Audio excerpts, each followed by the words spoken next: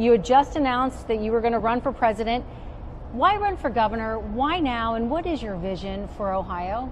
One of the things I learned, Tanya, was during my time running for president, many of the changes I cared about driving in our country have to be driven by the states, particularly in improving education. And so I think we live in such a great moment. I think the energy in the country is at a high level and in a good way.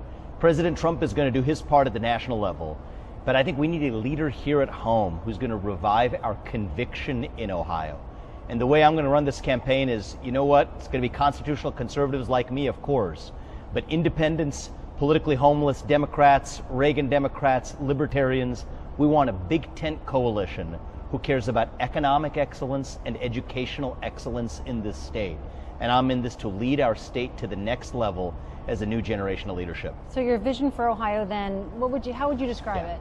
I want to lead Ohio to become the state of excellence, the top state in the country to start a family, raise a young family, to start a new business and to grow that business, to teach our kids how to excel in reading and writing and math and embrace meritocracy, slash and burn the regulatory apparatus that stood in the way of economic growth in this state. My vision is to lead Ohio to be the top state in the country to both succeed economically and, most importantly, to give your kids a world-class education. You were born here in Cincinnati to immigrant parents.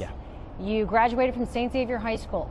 You're still a young man, but when you were a much younger person, could you have ever envisioned this particular day? I wouldn't have as a much younger person. I think of Mrs. Kinney, who was actually a teacher of mine at Rellis, Robert E. Lucas Intermediate School in the Princeton School District. She would have been here today. I'd be thanking her. She died tragically in an accident a couple of years ago, who caused me to see in myself potential that I didn't imagine in 6th grade. That's why I think it's so important to have the best educators in the country in this state. I went to St. X for high school, incredibly grateful for the education I received there.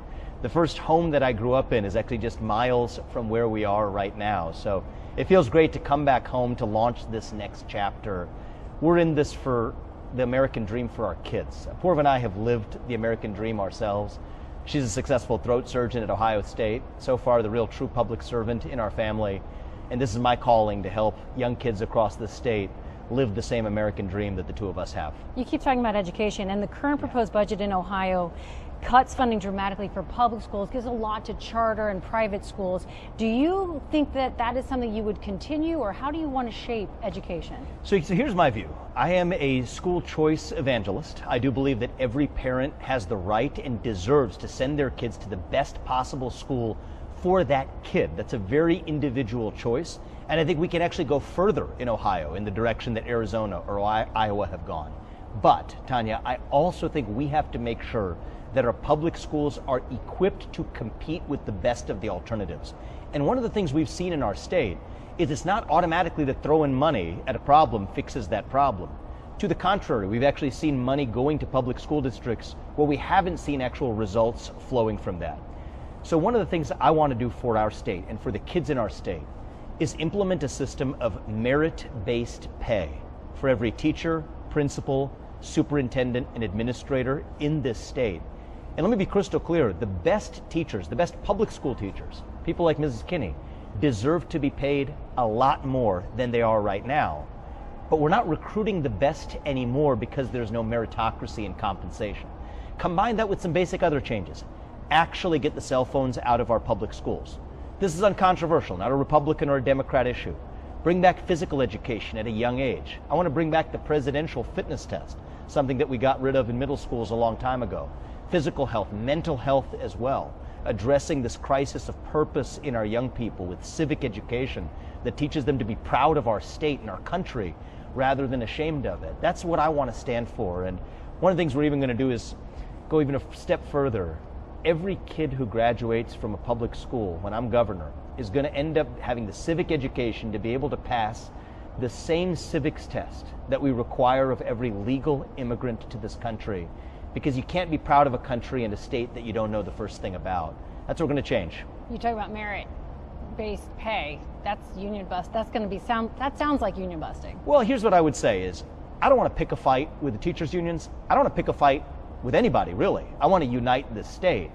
But I will do whatever is required to stand for the achievement of our kids.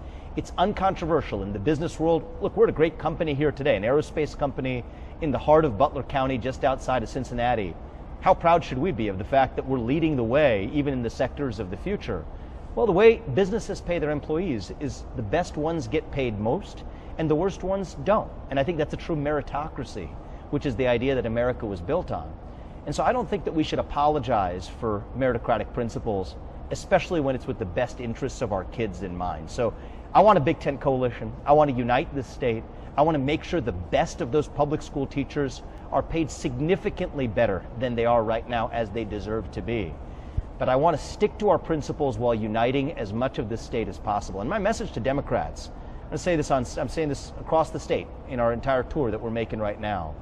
My message to Democrats is that if you care about economic excellence and educational excellence, if you care about having more money in your pockets and in your kids' bank account, if you care about giving your kids the same shot at the American dream that this country and this state gave me, then we're actually on the same team. We may not agree on everything, but we're on the same team on this mission to take our state of Ohio to the next level. That's the kind of leader I think this state deserves. It's the kind of leader that I aspire to be, that Apoorv and I as a family aspire to be, to set an example for young people in this state. And I'm excited about what's ahead. You reported Doge for a hot minute. Yeah. Do you intend to bring a Doge mentality to Ohio? Look, my vision for Ohio is to bring the American dream to Ohio. And that is going to require taking a long, hard look at the way our money is being spent from the state level all the way to the local and county level. And an easy, uncontroversial step we're going to start with is just public transparency. Tell the public how our money is being spent. Let the public at least see it. I think that's trust enhancing. I think that's productive. And just like a good business might report to its shareholders, so should the local governments to the state government report to the taxpayers, who are like their shareholders in some sense as well. I think that's going to lead to some common sense reforms that actually allow us to put more money into people's pockets. Property taxes in the state right now, for example, I think you know this well, are way too high. It doesn't feel like you own your land if you're paying as much to the government in property taxes as you do on your mortgage payment or even your principal repayment. That's un-American. It doesn't feel like you own your land even when you do. So property taxes have to come down. I want to bring down the income tax burden. I want to make it easier for new businesses to start and excel here. Think about the timeline that it takes to build a new natural gas pipeline. 18 to 36 months for approval. I want to bring that down to 6 months. Call that efficiency, call that regulatory reform, bureaucratic reform, call it what you want. I think that ultimately anything that lifts up the lives of every Ohioan, that brings back the American dream to Ohio, I'm in favor of, and that's how I'm going to lead the state. So you talk about business. One of the jobs that a governor does is to attract business to its state. Your business is currently moving out of the state to Texas. Its employees are going with it. Why, and what does that say about how is it helping Ohio? So that happened last year, and it was an eye-opening moment for me. When one of the businesses that I founded, and I came here to start that business, Strive, which I'm incredibly proud of, in Columbus, Ohio. When it made an acquisition in Texas, there was a question of where would be the more attractive place to house the growth of the employees in the future. The fact that the CEO independently came to the answer that that was Texas really made my heart hurt as an Ohioan. Texas has a zero income tax. We have a state income tax that's significantly greater than zero. Texas has a far more favorable regulatory environment, which affects the way new entrepreneurs are able to build.